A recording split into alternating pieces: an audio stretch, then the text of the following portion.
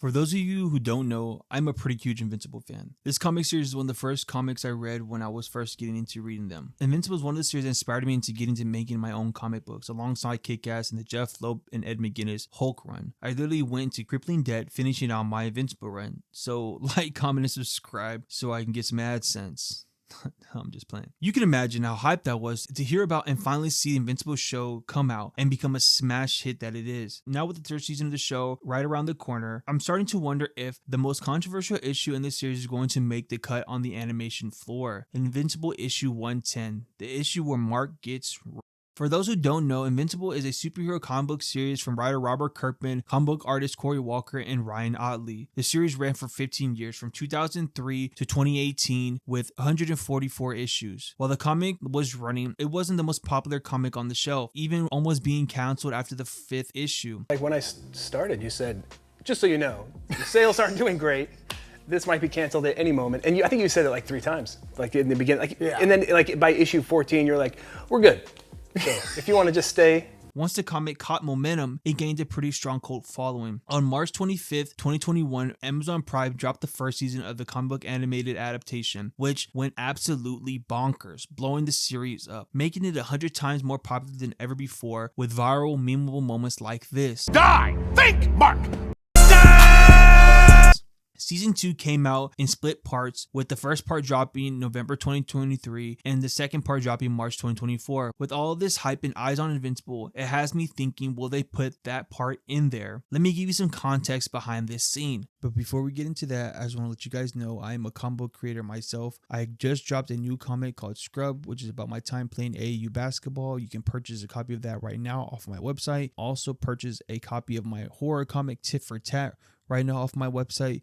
You could download a bunch of free comics off my website as well. Subscribe to my email list to get updated to when I do drop new comics and projects. Follow me on Instagram to get behind the scenes looks and updates on things that I'm working on. I appreciate you guys for watching this video. Now back to Invincible. Spoiler alerts ahead. In Invincible 110 starts with Mark returning home from an alternate dimension that he was trapped in by a robot who believed Mark would become a problem in his plan of taking over the world in their home dimension. Mark is greeted by a pissed off 6-month pregnant Adam Eve, who was angry to see Mark as she thought he was dead. While Mark was stuck in the other dimension, Eve had been going through a lot of issues believing her husband was dead. She had to come to grips with the fact that she might have to raise her child alone. Now seeing Mark alive after all this time caused even more issues. Eve is a relief to see that Mark is alive but doesn't want to be with him anymore because he is unreliable due to his lifestyle as a superhero. This argument ends with Mark and Eve breaking up. While Mark is leaving the house, he is met by Anissa, who has been keeping her eyes on him in the past few issues. While confronting Mark, she explains the Viltrumite's ultimate goal for being on Earth is to help repopulate their species. Anissa tells Mark that all the other male Viltrumites have begun having babies and that she doesn't want to have kids with anyone else other than a Viltrumite. After a few minutes of trying to convince Mark to have sex with her and Mark adamantly refusing, Anissa gets fed up and brutally beats Mark down and rapes him. This attack has long-lasting ramifications in the series, but we will get to that a little later. For now, let's see what creator and writer Robert Kirkman's thought process was into putting this dark moment into this comic. In a 2014 interview with TBR.com, Robert Kirkman was asked about his decision in putting this rape scene in this comic. Kirkman said this: "It's just another attempt to bring something that's a bad part of real life into the superhero world and analyze the ramifications of something like this happening to someone in a superhero comic. It's a great medium to be able to deal with real life issues against a fantastic backdrop that is completely unreal and see how those differences in the situation change how characters behave. It's really all about exploring Mark's character, and I can say it's a very hard scene to read and is meant to be that way. There will be far-reaching ramifications coming from this moment that will extend throughout the life of this book for years and years and years. It's definitely a huge turning point in Mark's life, and it's something that's going to temper almost every scene with that guy moving forward."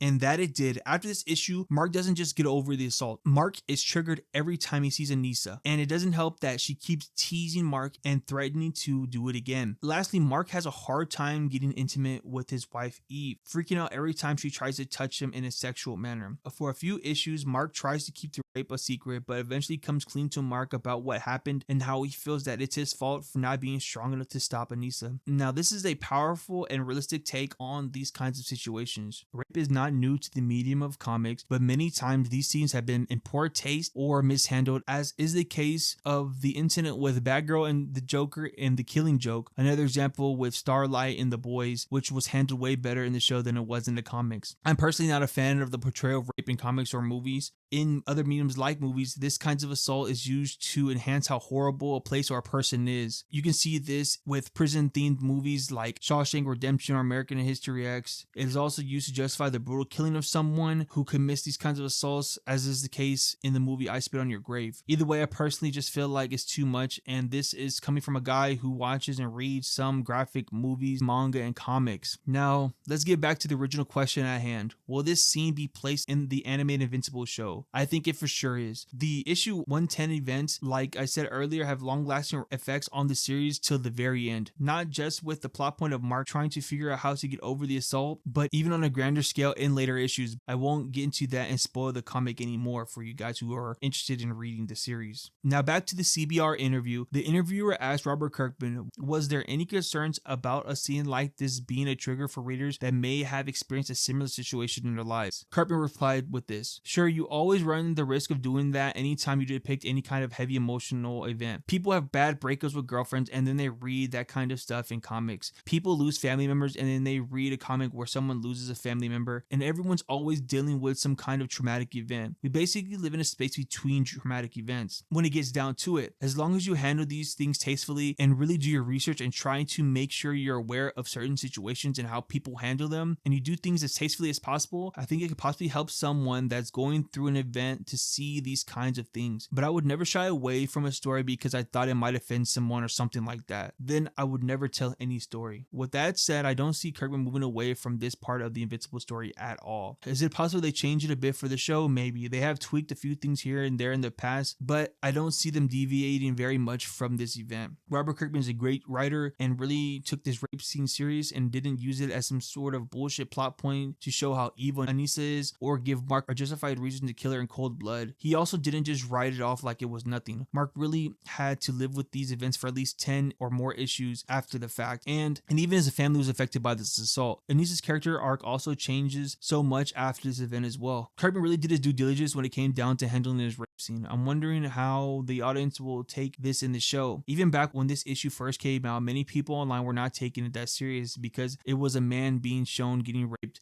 by a woman and not the other way around. They stated things like, Mark is super strong, it is not believable that this would happen to him, which is kind of how it goes in some circles in our society where people love to victim shame, make statements like men can't get raped by women, or women are lying about getting assaulted, and other horrible, gross, terrible things.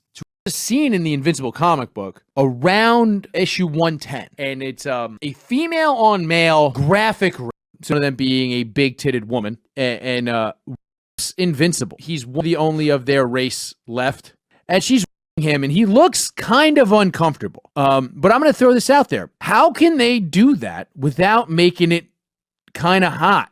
So what? Bro, what are you talking about, man? Bro, I'm out, man. That nigga's tripping. To wrap everything up, yes, this is going to be in the show. I don't think we will see this assault in the upcoming season, but I'm sure it will probably be in season 4 or season 5. I appreciate you guys watching the video to the end. For those who have read Invincible all the way to the end, what did you think about this event? What did you think about the character arc of Anissa, like from this event to the end? How do you think people are going to view this once it becomes animated in the series? Personally, I think it is going to be a controversial thing. I don't know what the uproar is going to be, but I'm sure it's going to be a lot of talk once this event happens. So who knows? I mean, Invincible was a great series. Like I said before, Kirkman really handled this assault in a very realistic way, in a very proper way. It wasn't inappropriate or weird or just like a slimy thing. It was a very character driven idea that really changed who Mark was in the end, right? Like I said before, I am a comic book creator. I have a few comics out right now. Click the link in the description. You can download some of those comics for free off my website. I just dropped a new comic called Scrub, which is about my time playing AAU basketball. You can download that for free right now. You can also purchase a copy of my horror comic Tit for Tat, which is about what your imaginary friend would do if you were violently bullied. Currently working on a whole bunch of new projects and things of that nature.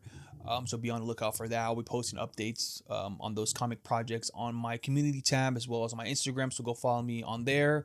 Again, I appreciate you guys for watching this video to the end. Like, comment, subscribe. I'll see you guys in the next one. Peace.